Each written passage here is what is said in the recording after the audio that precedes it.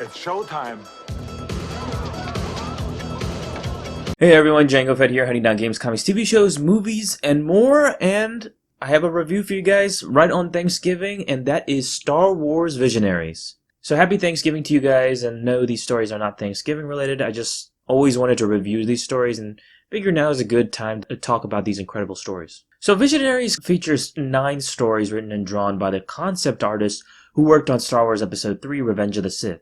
I know it says 10, but I will explain more later on. These concept artists did the writing, penciling, inking, lettering, and coloring all by themselves, which is insane to me because usually that's handled by several people. You know, everyone does their own individual thing. But in all of these stories, it's literally one guy, or mostly one guy, and then they have zero comic book experience, which is just blows my freaking mind. So Jonathan W. Rinsler, who was a former author and executive editor for Lucas Books, came up with the concepts for Visionaries and pitched it to Dark Horse. And guess what? All these stories are considered legends, save for 2. So let's read the back of the book and read the summary. They've been responsible for some of the most dazzling and awe-inspiring visuals ever put to film, and now the concept artists behind the Episode 3 Revenge of the Sith bring their considerable talents to comics. The gifted minds of the Lucasfilm art department and their visual effects powerhouse, Industrial Light and Magic, come together to tell their own Star Wars tales in this compilation of short stories. Given free rein to explore any and every aspect of the Star Wars universe, each artist offers a new twist or a deeper view into that galaxy far, far away. Nowhere else will you find a more pure or more different look at George Lucas's enduring creation than through the eyes of the Star Wars Visionaries. So let's get through these stories. I'll give a brief rundown of each story. There are going to be some spoilers, but some stories I'm not going to spoil as much. So we'll talk about the art as well, and then give my opinion per story. We will start with the odd one out called Old Wounds by Aaron McBride.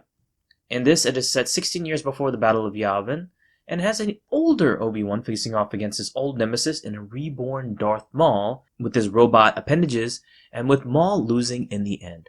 This would inspire Dave Filoni to rip off this idea for his Clone Wars stuff. Now, the reason I said this is the odd one out because this would be considered non-canon because of bringing Darth Maul back and Watto dying, which were contradictions within the EU. But with that said, art is great and story was good too, with Obi-Wan not inflicting the killing blow, but Lars Owen inflicting it because Obi-Wan was nearly tempted by the dark side to kill Maul in the process. The second story is The Artist of Naboo by Eric Tiemens. This is set between 22 to 19 years before the Battle of Yavin, and stars a Naboo artist captivated by Padme Amidala and uses her as inspiration for his art, and later dying to save her life. Interesting story with some really creepy dark art that really reminded me of something from the Dishonored series, but you know, of course it's not going to be bloody or anything like that. The third story is Wat Tambor and Quest for the Sacred Eye of the Albino Cyclops. Quite a long title, which was created by Michael Mernon. Wat Tambor of the Techno Union goes on a quest to find an artifact and go to Mustafar in the end, and we know what happens to him there from Episode 3. This was an incredibly trippy story, and I felt I did tons of mushrooms when viewing the art. I honestly couldn't make heads or tails of the story, but still cool to see. Synthesis is the next story by Derek Thompson. This involved Darth Sidious in a crazy dark side ritual that was also trippy, where he transformed into Chancellor at the end. And this was another non-canon story, but pretty cool to see. Entrenched is written and drawn by Alex Jaeger, and was co-written by M. Zachary Sherman. This story recounts the Battle of Hoth through the eyes of Corporal Jobin, a rebel soldier, and this was a really cool story with a nice twist at the end, and artwork is also great. Just a really great story overall, and I will not spoil anything for you guys. That's something for you guys to experience for yourself. The fourth precept is a story by Stephen Martinet, and showed a representation of the fight between light and dark, good and evil, within 2 figures fighting with lightsabers and with no dialogue. Even though it was only 6 pages, it showed quite a lot, and another trippy, intense story with the artwork just being phenomenal. This must have taken ages to do, but I must commend Stephen for his unique story.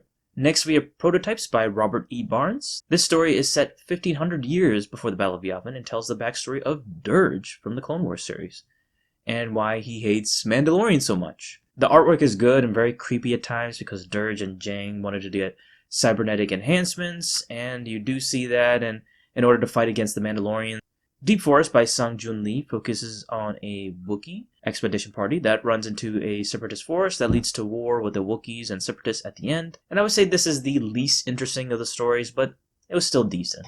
And the last story is The Eyes of Revolution by Warren Fu, and this is my favorite story by far. This explores the origins of how General Grievous came to be.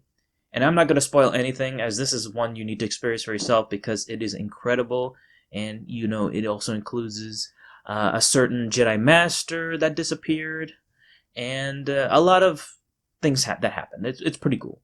Also, the artwork is dark and foreboding and really sets the tone for Grievous's rise. This story definitely did a better job at nailing Grievous than the self-titled General Grievous comic, which was okay at best.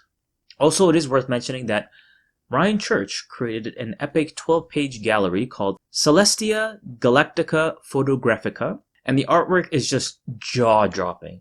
This is not a story, but shows illustrations that need to be framed and strewn throughout the house to be truly appreciated, as they are true works of art, and put in a gallery too. And Feng Zhu did a 2-page comic called Imperial Recruitment, which showed sexy women in Imperial outfits to inspire people to join the Imperial Army. And for some reason they called this a story, but it's nothing. But apparently there were 6 additional images drawn by Zhu but not released in Visionaries, because it was not considered canon and were never publicized in any official Star Wars work. Now, after some exploration, and happy to share that link with everyone in this video, I put a link in the description down below, I did find the images through Feng Zhu's website, and I have no clue why in the world Leland Chi and others would not have considered them canon, because I don't see an issue with them.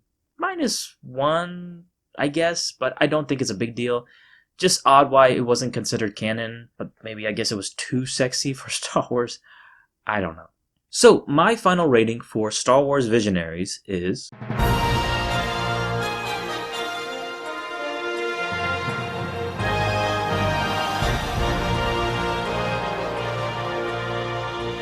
Overall, these are some of the best stories within the EU and some non-canon. And these are guys with no comic book experience. It blows my mind. And it comes as a high recommendation for me. It's just awesome for me to see the actual people behind Episode 3, and not so relatively known, to be creating some of these incredible stories.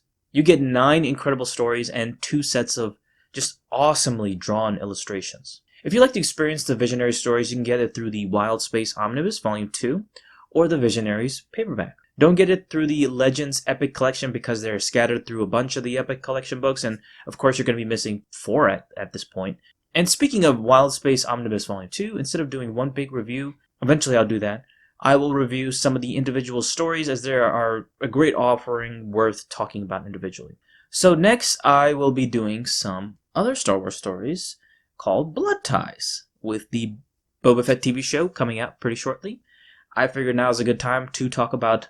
I'll have 2 videos, one called Django and Boba Fett, so that's Volume 1, and then Volume 2 is Boba Fett is Dead.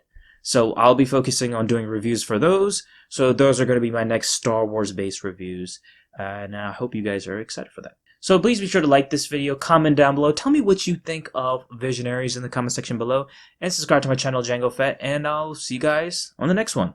Peace.